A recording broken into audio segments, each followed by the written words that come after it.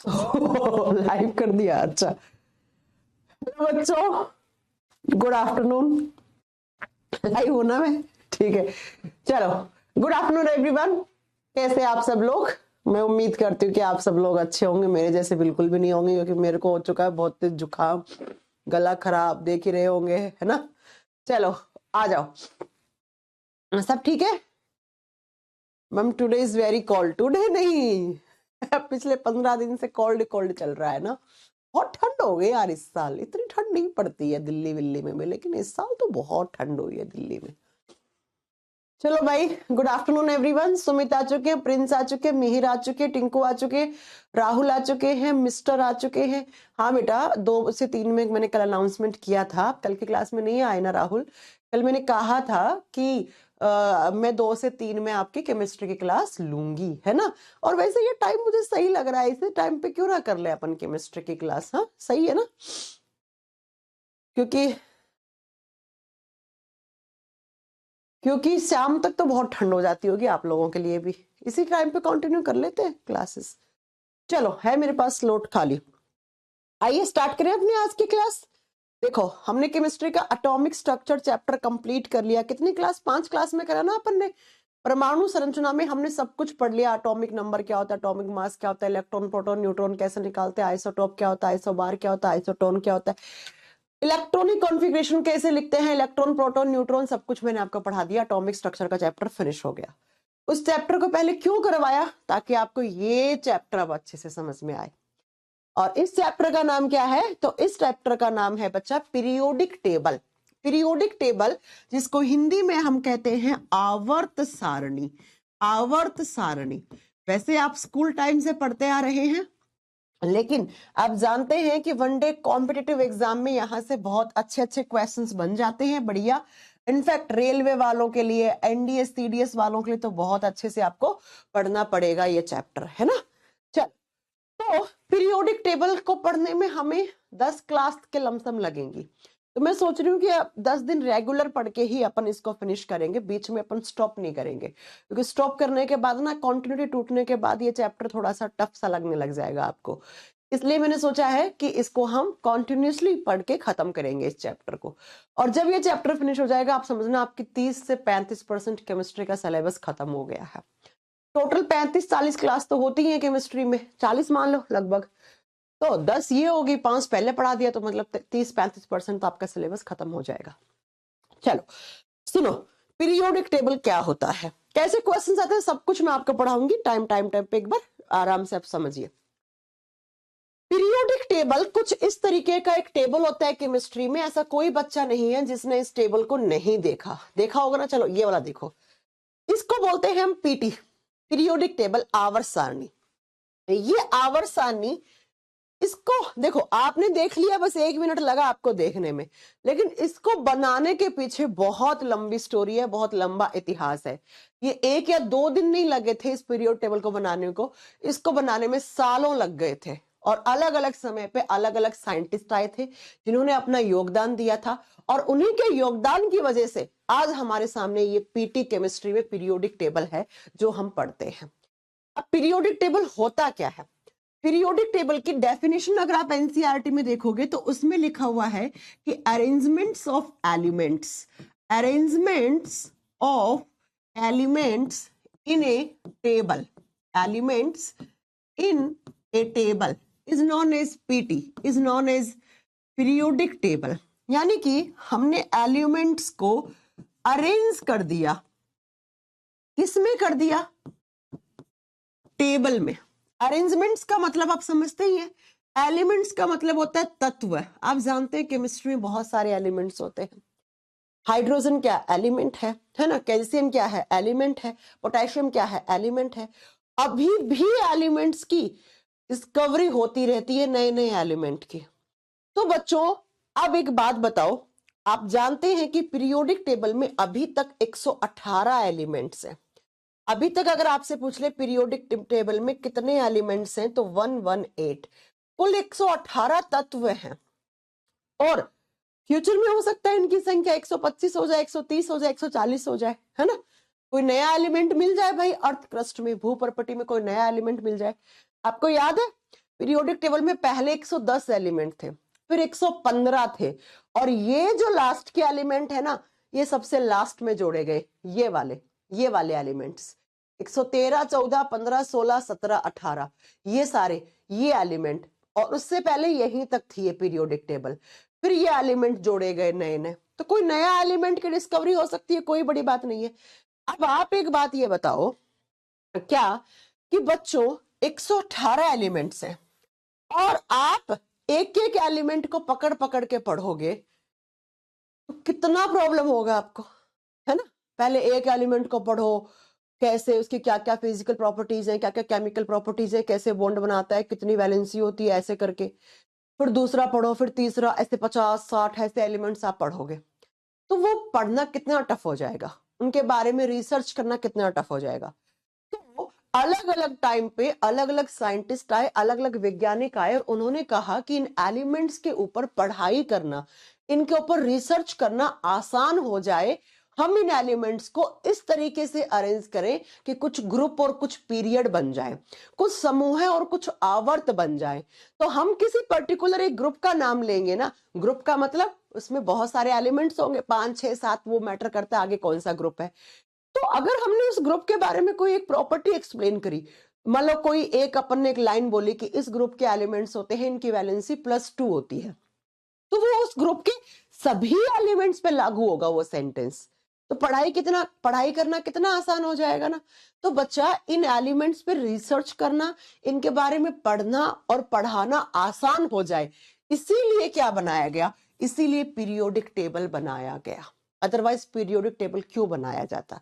तो आपको समझ में आ गया, पीरियोडिक टेबल का मतलब होता है arrangements of elements in a table.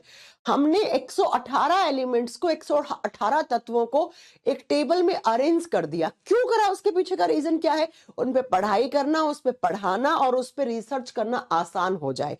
थोड़ा सा टफ चीजें होती है एक एक एलिमेंट को पढ़ना, और क्या पता फ्यूचर में ये संख्या 120 हो जाए एलिमेंट्स की, तो ऐसे तो बहुत सारे एलिमेंट्स होते जाएंगे, हम कितने पढ़ते जाएंगे। तो बच्चा इसका मेन मोटिव पीरियोडिक टेबल बनाने का यही था कि एलिमेंट्स पे रिसर्च करना आसान हो जाए। अभी तक पीरियोडिक टेबल में 118 एलिमेंट्स हैं। First is hydrogen and last is organism. ठीक है, यहां से ऐसे काउंट, ऐसे देखते हैं अपन पीरियोडिक टेबल को, अब सब पढ़ाएंगे आपको धीरे धीरे। ये फर्स्ट एलिमेंट है, first is hydrogen, and this is the last element of periodic table, OG। आप कहोगे ये UUO क्या है, ये नए थे ना तो इनके नाम नहीं रखे गए, तो ये पुरानी फोटो है, गूगल से ली थी। इस वाली में होगा, एक और भी तो लाई हूं मैं, ये रहा, देखो, ये फर्स्ट हाइड्रोजन और लास्ट इज ऑर्गेनिजम 118 पे। तो 118 एलिमेंट है जिनको इस तरीके से एक्सप्लेन किया गया है। अब मैंने कहा ना इतना आसान नहीं था, हमें तो 2 मिनट लगी ये बात पढ़ने में, लेकिन इसके पीछे का इतिहास है, और इतिहास कैसे बनी पीरियोडिक टेबल, यहीं से एग्जाम में क्वेश्चन आते हैं। पीरियोडिक टेबल बनाने के लिए फर्स्ट एफर्ट किसने लगाया था, अगर कोई आपसे पूछ ले प्रथम प्रयास किसने किया था, फर्स्ट एफर्ट किसने लगाया था, वो थे आपके महान साइंटिस्ट। 1817 से लेकर उन्होंने 1829 तक काम किया। अब आप खुद सोचो बच्चों कि इतना लंबे जर्नी के लिए इन्होंने काम किया, समझ रहे हो आप। 1817 से लेकर 1829 तक अपना पूरा जीवन ही किसको सौंप दिया, पीरियोडिक टेबल बनाने के लिए सौंप दिया। और उन महान साइंटिस्ट का नाम है डोबेराइनर। क्या नाम है, तो लिख दीजिए, पहला जो एफर्ट लगाया था पीरियोडिक टेबल बनाने का, वो लगाया था डोबेराइनर ने। डोबेराइनर जी ने फर्स्ट एफर्ट लगाया। इन्होंने कहा कि मैं आपको पीरियोडिक टेबल बना के देता हूं, मैं एक टेबल बना के देता हूं बढ़िया सी, है ना। उस टेबल में मैं एलिमेंट्स को इस तरीके से रखूंगा, कैसे कैसे रखूंगा वो अभी हम बताएंगे, ठीक है। चलो, अरे रुक जाओ यार, पीरियड किसने बनाया, अभी से आ गए क्या आप, सब पढ़ाऊंगी मैं, रुक तो जाओ। नहीं मिलेंगे बेटा केमिस्ट्री के नोट्स, अभिषेक मैसेज करने से कुछ नहीं होगा, केमिस्ट्री के नोट्स बनाने ही पड़ेंगे और कोई ऑप्शन नहीं है, ठीक है। तो 1817 से 1829 का समय था। डोबेराइनर जी नाम के एक साइंटिस्ट थे, जो कहाँ के, ऐसा माना गया है कि ये जर्मन साइंटिस्ट थे एक, तो जर्मन साइंटिस्ट थे। इन्होंने क्या किया बच्चा, इन्होंने कहा कि मैं आपको एक टेबल बना के देता हूं। कैसे टेबल बनाई, तो इन्होंने दिया था बच्चा लॉ ऑफ ट्रायड्स। इन्होंने दिया था लॉ ऑफ ट्रायड्स। तो आपके एग्जाम का क्वेश्चन क्या बना कि तत्वों का त्रिक सिद्धांत किसने दिया। आपसे पूछ ले लॉ ऑफ ट्रायड्स किसने दिया था, तो आपका आंसर होगा डोबेराइनर ने। या हम बोलते हैं ट्रायड्स को ट्रिपलेट। अच्छा, ट्रिपलेट का मतलब क्या होता है? डबल का मतलब 2, तो ट्रिपलेट का मतलब क्या होता है? 3 होता है भाई। डबल का मतलब 2, तो ट्रिपलेट का मतलब कितना हो गया? 3। इसका मतलब इन्होंने क्या किया, इन्होंने 3 एलिमेंट्स का ग्रुप बनाया, 3 एलिमेंट्स का ग्रुप बनाया, 3 तत्वों का ग्रुप बनाया। और कैसे बनाया वो सुनो। पहला क्वेश्चन देखो, वनडे एग्जाम के लिए क्वेश्चन आपका यही बना कि डोबेराइनर जी ने फर्स्ट एफर्ट लगाया, कौन सा ट्राइड दिया? लॉ ऑफ ट्राइड दिया, तर्क सिद्धांत दिया। अब क्या कहता है ये लॉ ऑफ ट्राइड, वो सुनो। डोबेराइनर जी ने कहा कि मैं 3 एलिमेंट्स को इस तरीके से अरेंज करूंगा और एक टेबल बना के दूंगा कि जब कभी भी आप इन तीनों एलिमेंट्स के, ट्रिपलेट का मतलब होता है, ट्राइड का मतलब होता है 3, मान लो फॉर एग्जाम्पल एक ए नाम का एलिमेंट है, एक बी नाम का एलिमेंट है, एक सी नाम का एलिमेंट है, ठीक है। अपन बाद में पढ़ेंगे कौन सा एलिमेंट है, अभी ए बी सी से। तो इसका भी कुछ एटॉमिक मास होगा जिसको एम से लिख दिया, इसका भी कुछ एटॉमिक मास होगा जिसको एम से बीएम से लिख दिया, इसको भी सीएम से लिख दिया। अब मैं ये नहीं पढ़ाने वाली एटॉमिक मास क्या होता है, परमाणु द्रव्यमान क्या होता है, बार बार थोड़ी ना पढ़ाऊंगे, पढ़ा दिया ना 5 क्लास में। तो इन्होंने कहा मैंने 3 एलिमेंट के ग्रुप बना दिए और इनको मैंने ऐसे अरेंज किया है कि जब कभी भी आप मेरे ट्रिपलेट में से, मेरे स्ट्राइड में से बीच वाले का एटॉमिक मास निकालोगे, यहां से बीएम इसका एटॉमिक मास निकालोगे, तो बाकी 2 का एवरेज कर दोगे। बाकी 2 का एवरेज का मतलब समझ में आ रहा है?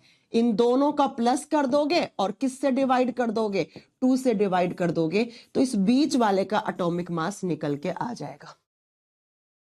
तो मैं ऐसे ट्राइड बना लेता हूं और ऐसे 3 का ग्रुप रख देता हूं और इसी को हम टेबल बोलेंगे, इसी को हम पीरियोडिक टेबल बोलेंगे। ऐसा किसने कहा? ऐसा डोबेराइनर जी ने कहा। फिर से सुन लो, क्या कहा कि यहाँ पे 3 एलिमेंट मैंने इस तरीके से सजाए हैं, इस तरीके से रखे हैं कि बीच वाले एलिमेंट का जब भी आप एटॉमिक मास निकालोगे तो फर्स्ट और थर्ड का एवरेज कर दोगे, पहले और तीसरे तत्व का क्या कर दोगे? औसत कर दोगे, तो इसका एटॉमिक मास निकल के आ जाएगा। लोगों ने कहा चलो एग्जाम्पल दो, लोगों ने कहा कि एग्जाम्पल दो, तो इन्होंने ट्राइड बना के दिए लोगों को। तो जो पहला ट्राइड बनाया, अच्छा यहां लिख दे रही हूं, ठीक है, इधर से अपना बोर्ड खाली कर लेते हैं थोड़ा सा। इन्होंने जो फर्स्ट ट्राइड बनाया था, बस ये एग्जाम के क्वेश्चन स्टार्ट हो चुके हैं, ध्यान से सुनना। जो पहला ट्राइड बनाया, वो ट्राइड किस किस का बनाया था? आपसे एग्जाम में यही क्वेश्चन पूछेगा। तो पहला बनाया था इन्होंने लिथियम, लिथियम का सिंबल Li होता है, सोडियम का सिंबल Na होता है, पोटेशियम का K होता है, पढ़ा चुकी हूं।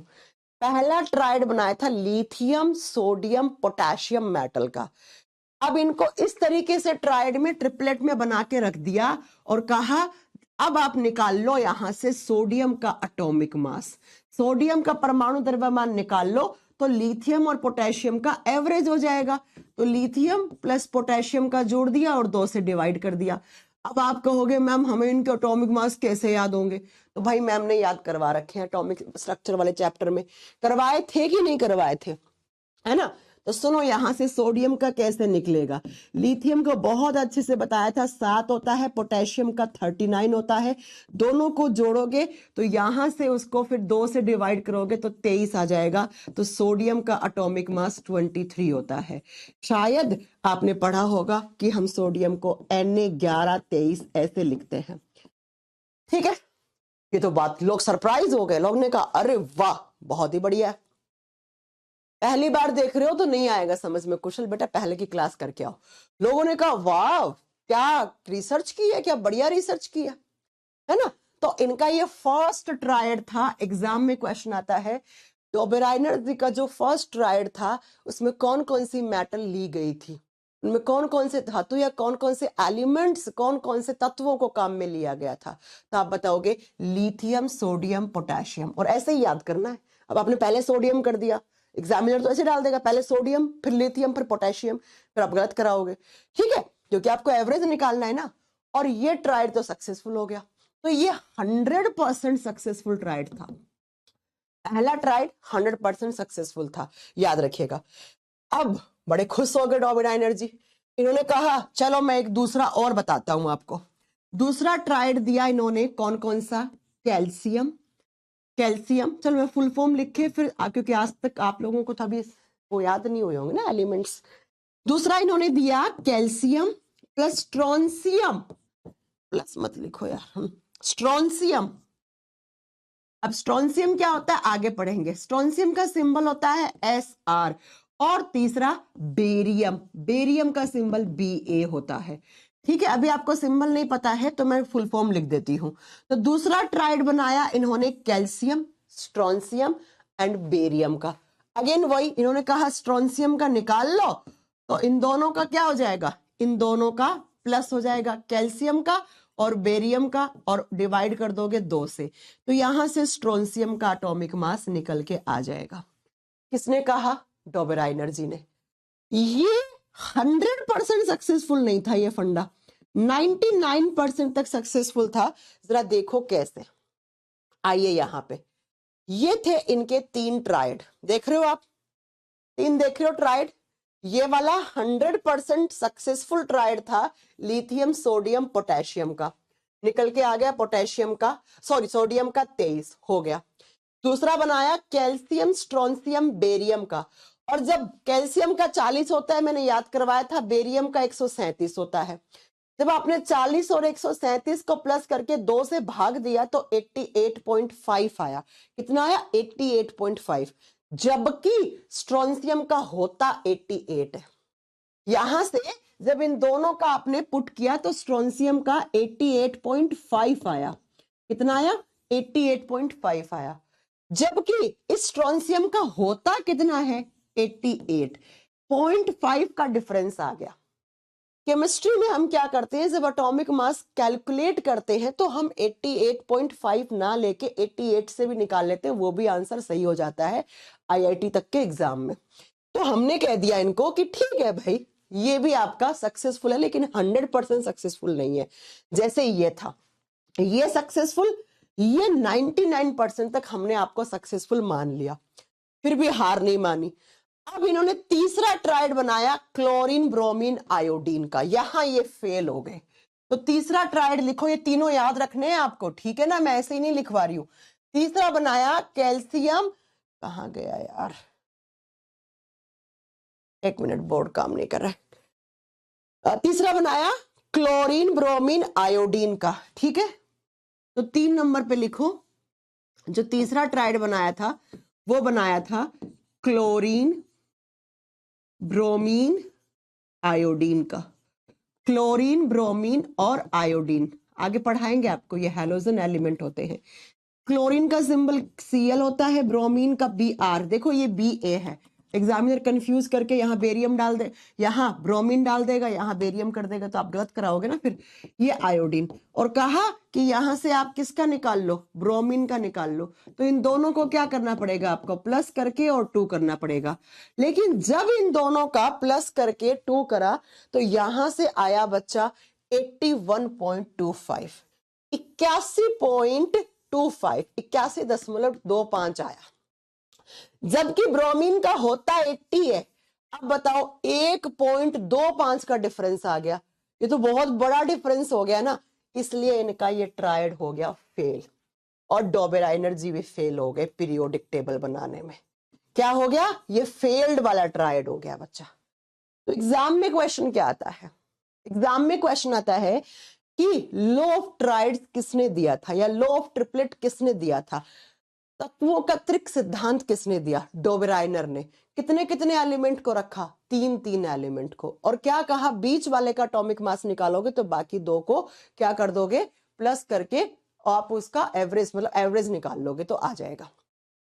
अब आपसे पूछेगा कि टोटल कितने ट्राइड बनाए थे इन्होंने, तो बच्चों 4 ट्राइड बनाए थे, हमने 3 ही पढ़े हैं अभी, ठीक है। आपको 3 ही याद रखने, ये नहीं आता है, चौथा बहुत ही कम आता है वनडे एग्जाम में, ठीक है।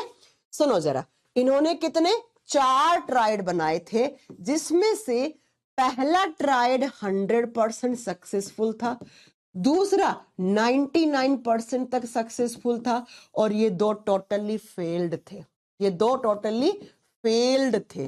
तो बच्चा एग्जाम के क्वेश्चन बनेंगे, कितने ट्राइड बनाए गए, कौन कौन से सक्सेस थे, कौन कौन से अनसक्सेसफुल थे। तो आपको बताना है बच्चा कितने। तो पहला लिथियम सोडियम पोटेशियम वाला बहुत फेमस है क्योंकि ये सक्सेसफुल था, इसलिए ये आ जाता है एग्जाम में। कैल्शियम स्ट्रोंसियम बेरियम को भी हम एक हद तक सक्सेसफुल मान लेते हैं, तो ये दो सक्सेसफुल थे और ये एग्जाम में आ जाते हैं। फिर क्लोरीन ब्रोमीन आयोडीन वाला फेल हो गया। ऐसे ही एक था सल्फर सेलेनियम टेलुरियम, यहां से सल्फर सेलेनियम टेलुरियम ये दोनों फेल हो गए। तो जरा आप कॉपी में नोट डाउन कर लो, 2 मिनट का टाइम देती हूँ, चारों नोट डाउन कर लो। हालांकि मैं ये पीपीटी भी आपका डलवा दूंगी बैच में ना। अखिलेश अब ये कोई बात बोलने की है क्या? तुम भी यार अखिलेश बार बार एक कमेंट करो, आज ही बैच लिया है मैम, पीछे की वीडियो देखे ना देखे। भाई पीछे की नहीं देखोगे तो कैसे काम चलेगा? मैं बोल तो रही हूँ, पीछे की 5 क्लास नहीं देखोगे तो नहीं समझ में आएगा ये चैप्टर, इसलिए पहले वो चैप्टर करवाया था।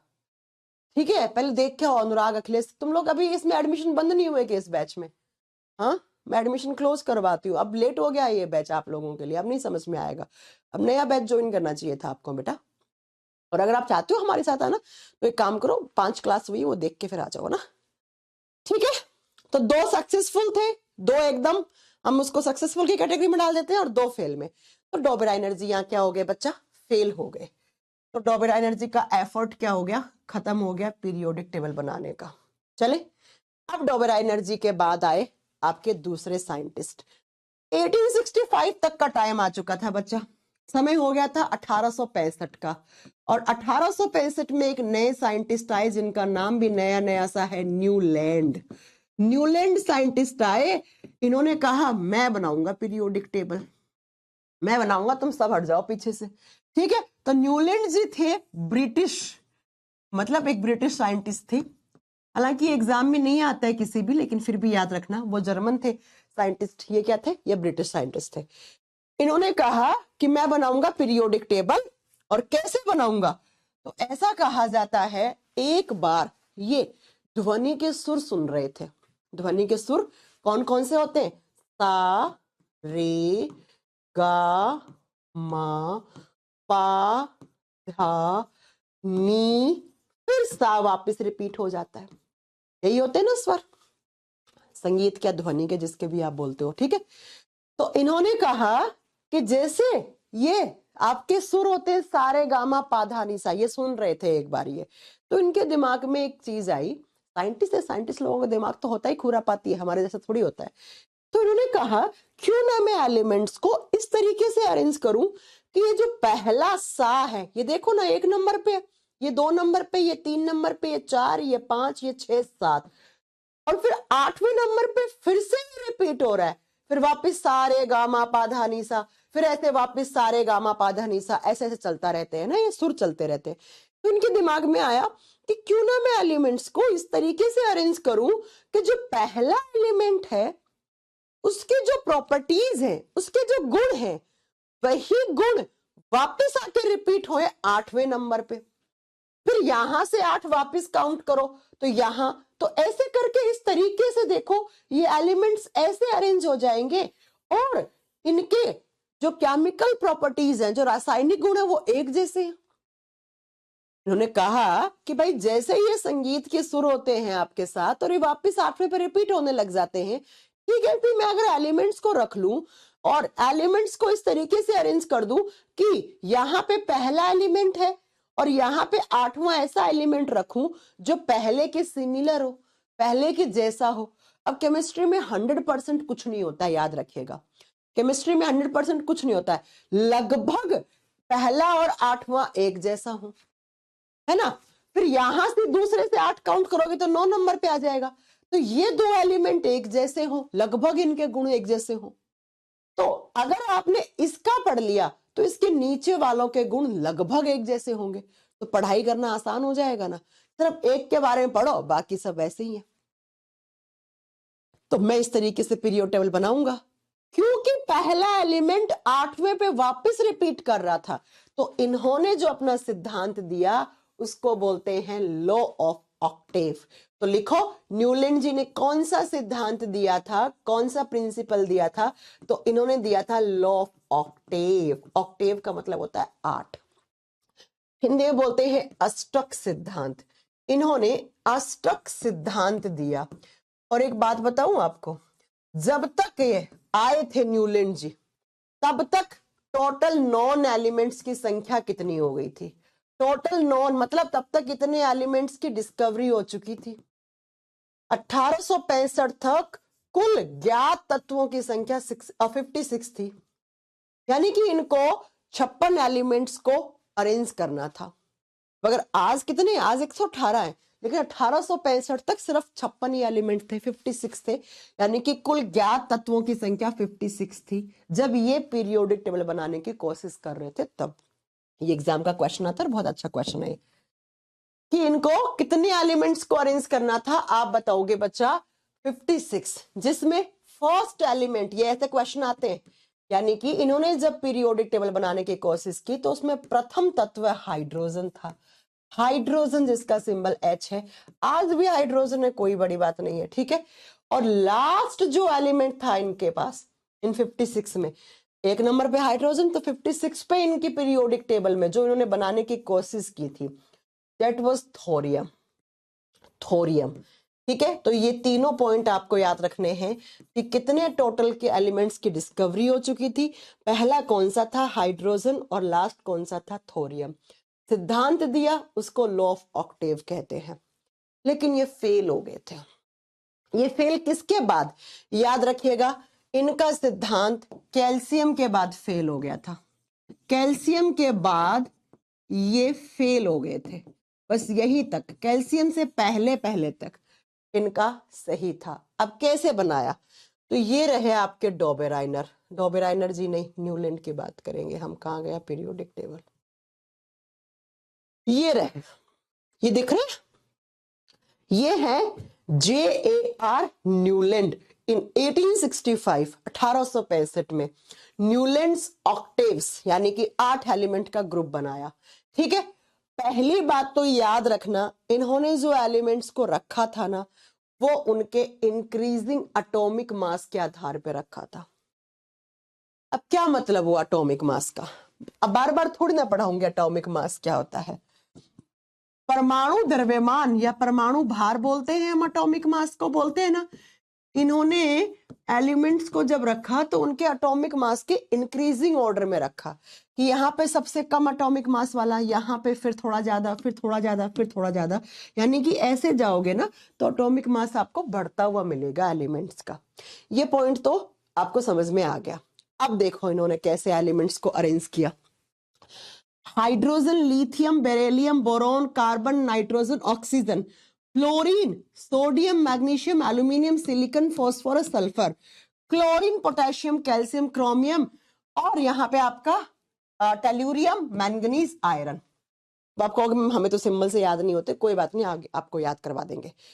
सुनो, ये 1 नंबर का एलिमेंट है, नंबरिंग करो, ये 2 नंबर का, ये 3 नंबर का, ये 4 नंबर का, ये 5 नंबर का, ये 6 नंबर का, ये 7 नंबर का, ये 8 नंबर का, फिर ये 9 नंबर, फिर ये 10 नंबर, फिर ये 11 नंबर, ऐसे ऐसे रिपीट हो रहे थे। अब जरा ध्यान से सुन लो मेरी बात। सा रे गा मा पा धा नी सा, तो ये जो पहला एलिमेंट है, इसकी जो केमिकल बिहेवियर है ना, वो वापस आके रिपीट होगा कौन से नंबर पे, 8वें नंबर पे। फिर यहां से 8 काउंट करोगे तो यहां पे वापस आके रिपीट होगा। यही तो ऑक्टेव था, ऑक्टेव का मतलब 8, 8 एलिमेंट का ग्रुप। तो इन्होंने कहा मैंने ऐसे एलिमेंट्स अरेंज कर दिए हैं कि जो पहले एलिमेंट का केमिकल बिहेवियर है, जो उसकी केमिकल प्रॉपर्टीज है, जो उसके रासायनिक गुण है, वो वापस आके रिपीट होंगे 8वें पे। अब दूसरे से 8 काउंट करोगे तो यहां आएगा ना सोडियम, तीसरे से काउंट करोगे तो मैग्नीशियम पे आएगा 8, यहां से 8 काउंट करोगे तो यहां आएगा, यहां से 8 काउंट करोगे तो यहां आएगा, ठीक है ना। तो इन्होंने कहा ठीक है भैया, लोगों ने मान लिया। तो इस तरीके से ऐसे 3-3 एलिमेंट्स का देखो आप ग्रुप बन गया ना। अब जो केमिकल बिहेवियर हाइड्रोजन का होगा लगभग, मैंने कहा ना केमिस्ट्री में 100% कुछ नहीं होता, लगभग वही फ्लोरीन का और क्लोरीन का होगा। किसके हिसाब से? न्यूलैंड के हिसाब से। जो केमिकल बिहेवियर लिथियम का होगा वही लगभग सोडियम और पोटेशियम का होगा। जो केमिकल बिहेवियर इसका होगा वही इन दोनों का होगा, जो इसका होगा वही इन दोनों का होगा, जो इसका होगा वही इन दोनों का होगा। तो कितना आसान हो गया, एक का ही पढ़ लो, बाकी दो का याद थोड़ी करना है। और बताओ, पीरियोडिक टेबल बनाने का मेन उद्देश्य तो यही था ना। पीरियोडिक टेबल बनाने का मेन मोटिव क्या था? पढ़ाई करना आसान हो जाए। तो भाई आसान हो रही है कि नहीं हो रही है? हो रही है। लेकिन बच्चों, इनका ये सिद्धांत यहां आके फेल हो गया, टोटली फेल हो गए। ये कैल्शियम तक ही चल पाए ये, जबकि इनको चलना कहां तक था? थोरियम तक। कैल्शियम तो 20 नंबर पे आता है, पढ़ाया था मैंने, कैल्शियम तो 20 नंबर पे आता है, और इनके टोटल एलिमेंट्स थे 56। तो फेल हो गए ना ये भी पीरियोड टेबल बनाने में। लेकिन हमें तो पढ़ना पड़ेगा ना, फेल हो चाहे सक्सेस हो। इतना आसान थोड़ी था पीटी बनना, है ना। तो एग्जाम में क्वेश्चन क्या क्या आते हैं वो सुन लो आप। एग्जाम में क्वेश्चन आते हैं, लॉ ऑफ ऑक्टेव किसने दिया था, और उस समय कितने एलिमेंट्स की डिस्कवरी हो चुकी थी, पहला कौन सा था, लास्ट कौन सा था, कहां पे आके खत्म हो गया, कैल्शियम के बाद ये लागू ही नहीं था। कैसे? देखो मैं आपको बताती हूं कैसे। मैंने मान लिया हाइड्रोजन, फ्लोरीन, क्लोरीन की प्रॉपर्टीज कुछ कुछ सेम होती है, आप भी आगे बोलोगे जब मैं आपको पढ़ाऊंगी तब। हाइड्रोजन की तुलना हम 17वें ग्रुप से करते हैं, 17वें फ्लोरीन, क्लोरीन, ब्रोमीन ये आते हैं। ठीक है, तीनों को एक साथ रख दिया, कोई दिक्कत नहीं है। लिथियम, सोडियम, पोटेशियम के भी गुण मिलते हैं। आप जानते हैं सोडियम, पोटेशियम ये तीनों धातु हैं। ऑल थ्री आर मेटल्स, तो मेटल्स को एक साथ रख दिया। सोडियम पोटेशियम बहुत सॉफ्ट होते हैं, चाकू से काट सकते हो, दोनों एक्सप्लोजिव होते हैं, इनफैक्ट तीनों ही एक्सप्लोजिव होते हैं। ये लिथियम कहां डलता है? बैटरीज में, बैटरी फट जाती है कभी कभी, लिथियम ज्यादा हो जाता तो, है ना। देखो तीनों के गुण एक से मिल रहे हैं ना, ठीक है मान लिया। बेरिलियम, मैग्नीशियम, कैल्शियम भी एक हद तक मान लेते हैं हम, तीनों मिट्टी में मिलते हैं, और मतलब मिट्टी से मिलते हैं, अर्थ क्रस्ट से मिलते हैं, तीनों लगभग सेम है। और अब ये देखना आप, कार्बन एक नॉन मेटल होता है, एक अधातु होता है। सिलिकॉन एक मेटलोइड होता है, boron, silicon, arsenic, germanium, tellurium उपधातु होता है। तो क्या इस कार्बन को आप सिलिकॉन के साथ, इसके इन दोनों के गुण एक जैसे होंगे? नहीं होंगे। तो आप इनको क्यों रख दिए यहाँ पे? फेल हो गए ना ये क्या हो गए? फेल हो गए बच्चा। नाइट्रोजन की तुलना देखो फास्फोरस से कर रखी, फास्फोरस तो एक्सप्लोजिव होता है, विस्फोटक होता है, जैसे नाइट्रोजन भी होता है, लेकिन नीचे देखो मैंगनीज, मैंगनीज नहीं होता। तो कैसे पढ़ लोगे आप एक साथ? समझ में आ गई मेरी बात? इसीलिए ये यही फेल हो गए। यहां तक दुनिया ने मान लिया कि हम मान लेंगे कि ठीक है, लगभग एक जैसे से आप बना बना के ऑक्टेव बना के रख रहे हो, लेकिन आगे आपके नहीं चल पाएगी, तो ये फेल हो गए कैल्शियम के बाद। तो बच्चा ये आपको पॉइंट याद रखने थे यहाँ पे कि कैसे फेल हो गए, बात खत्म। अब आए आपके महान साइंटिस्ट, कौन? मेंडलीव जी। अब आए, आपका समय आ चुका था 1869